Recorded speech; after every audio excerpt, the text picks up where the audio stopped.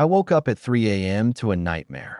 My dad's beloved 1969 Mustang Boss 429, the result of 3 years of painstaking restoration, was gone from my garage. My heart nearly stopped. Who would dare? My first thought went to Kyle Henderson, the teenager next door, who'd been pestering me to borrow the car for weeks. But before I could dial the police, my phone rang. It was Kyle's mother, Lori, the all-powerful HOA president, calling to accuse me of harassing her son. Yeah, that happened. She had no idea who she was messing with. Looking back, I probably should have seen the signs from the beginning, but honestly, who expects suburban neighbors to turn into a full-blown nightmare over a car?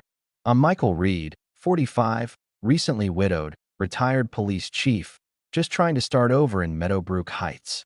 That Mustang wasn't just transportation, it was therapy. Dad and I rescued it from a barn outside Bakersfield, rusted and forgotten, and rebuilt every piece. The 428 Cobra jet engine, period-correct parts, even matching the original Apolco blue paint. Each Saturday in the garage was sacred, chrome gleaming, classic rock humming, memories of happier times with Dad. Kyle first appeared one Saturday morning, jogging past in a BMW convertible. 17 years old, driving a Beamer, stopping dead at the Mustang. "Holy crap, is that a Boss 429? He asked, wide-eyed. He rattled off specs, talked engines, gear ratios. I almost couldn't believe it. Most kids his age think classic cars are junk, but Kyle got it. 20 minutes of sharing restoration passion, and I thought maybe, just maybe, a young car enthusiast could be a neighborly ally. Then Lori arrived, clipboard in hand, an HOA storm front wrapped in a smile. At first, compliments. Then, Mr. Reed, washing vehicles with music playing violates our weekend quiet ordinances. I checked the bylaws. Nothing. She claimed it was courtesy, but I knew California HOA statutes. Her steel eyes betrayed her, and I calmly recited residents' rights. Kyle watched, intrigued. Little did I know, the seeds of chaos were being planted. Kyle's fascination grew into obsession. Social media posts, pictures of the Mustang, friends chiming in. Lori, meanwhile, Googled the car's value and probably saw dollar signs.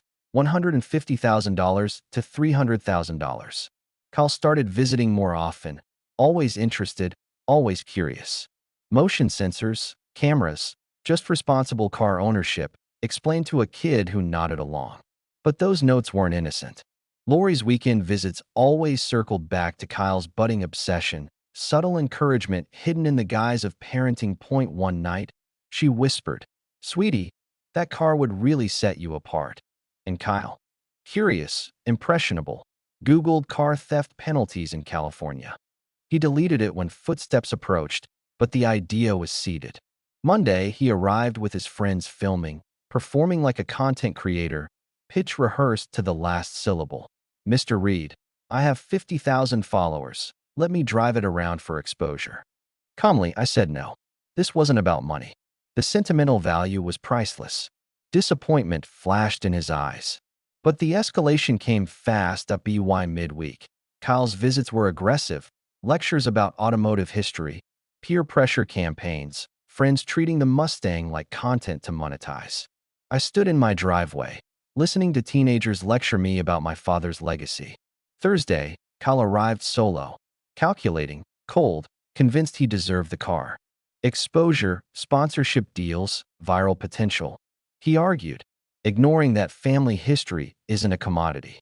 Friday evening, he exploded.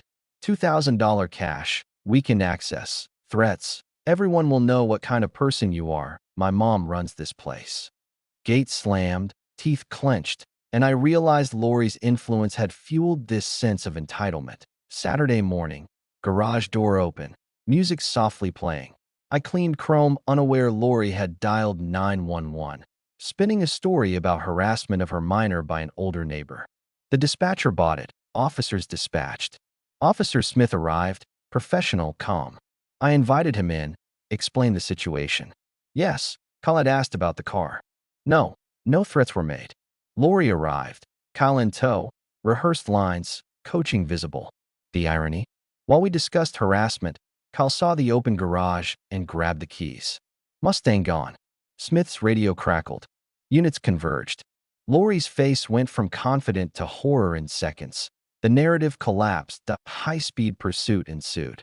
Kyle, live streaming, barreled down Highway 1 at 90 miles per hour in a classic Mustang with drums brakes, stock suspension, chasing thrill over reason. Helicopters, multiple units, social media viewers watching a teenage train wreck unfold. Miller's Point came. Sharp left, 200-foot drop to the Pacific. Physics did its work. Mustang launched off the road. Crushed, twisted. Emergency teams extracted Kyle, injured but alive. The car, a family heirloom, totaled. 3 years of work, memories, gone in seconds. Kyle confessed on multiple devices. I stole it. Just wanted to look cool. Lori tried coaching mid-crisis. Irrelevant now.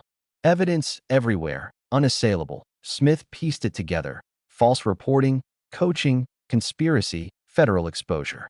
Routine background check revealed me as police chief Michael Reed. Suddenly, the HOA harassment wasn't petty. It was against law enforcement. Lori's plans crumbled. Kyle faced grand theft, reckless endangerment. Lori faced false report charges, potential conspiracy. Media coverage exploded. American Karen versus police chief. Viral content, global mockery. Social media turned Kyle's misdeeds and Lori's enabling into cautionary tales. Property values in Meadowbrook Heights rose, except for the Henderson house, lost to foreclosure.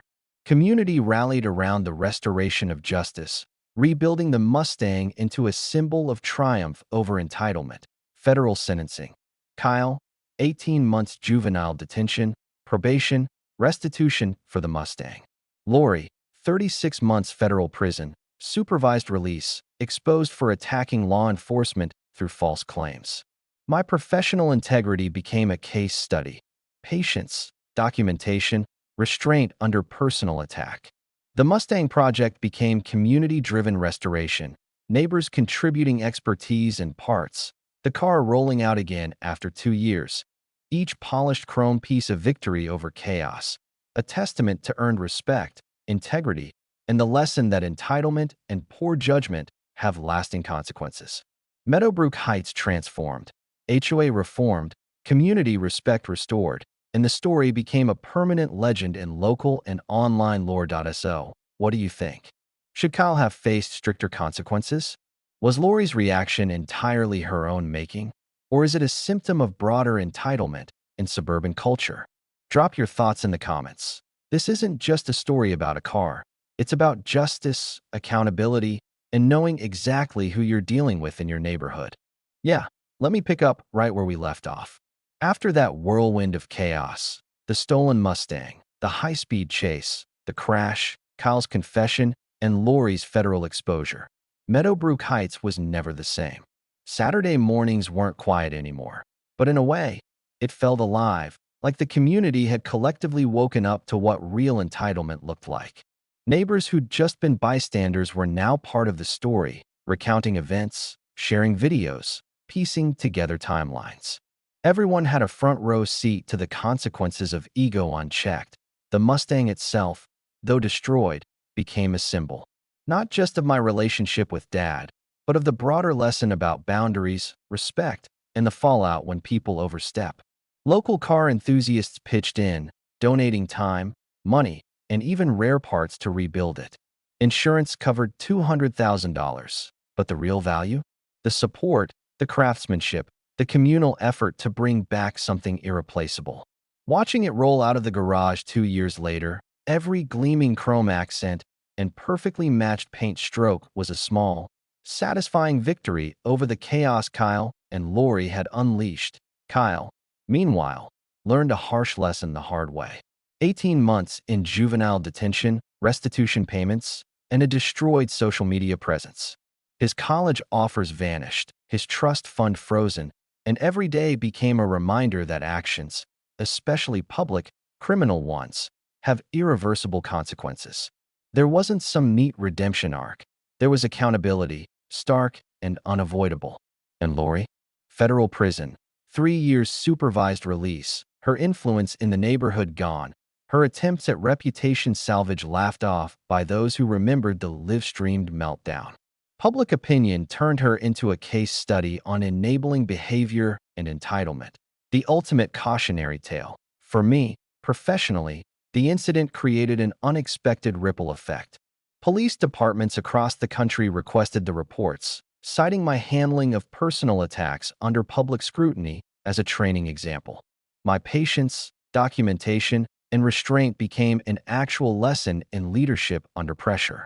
Speaking engagements, panels, community forums, I ended up sharing what had been a personal nightmare as a guide for managing conflict with civility, ethics, and calm professionalism. And honestly, that felt like a kind of justice too. The neighborhood recognized it, property values increased, and Meadowbrook Heights started attracting people who appreciated law enforcement integrity, a rare combination of safety and civility in suburban America. Even the HOA underwent reform. Petty enforcement gave way to democratic discussion, real community improvements rather than arbitrary rules enforced with power trips. New residents embraced boundaries, understanding that respect isn't given, it's earned, reinforced, and mutually maintained. Kyle's downfall became part of the culture lesson, shared in schools, youth programs, and classic car clubs alike. Respect property, respect people, and understand that the internet never forgets.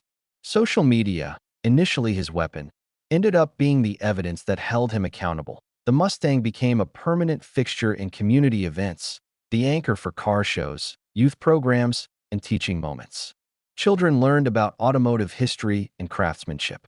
Teenagers discovered patience, skill, and the ethics behind ownership and preservation. Parents had tangible examples of how boundaries matter, how actions have consequences, and how even small entitlement can escalate into life-altering results. Federal sentencing guidelines now referenced false reporting against law enforcement as a serious crime, partially because of the precedent set in this case that I still run into people who remember the saga. Some approach me with curiosity, some with admiration, others just laughing at the sheer audacity of it all. And each time, it's a reminder that patience, documentation, and integrity matter more than ego or fear. Lori and Kyle remain permanent examples of what happens when entitlement and deception collide with reality.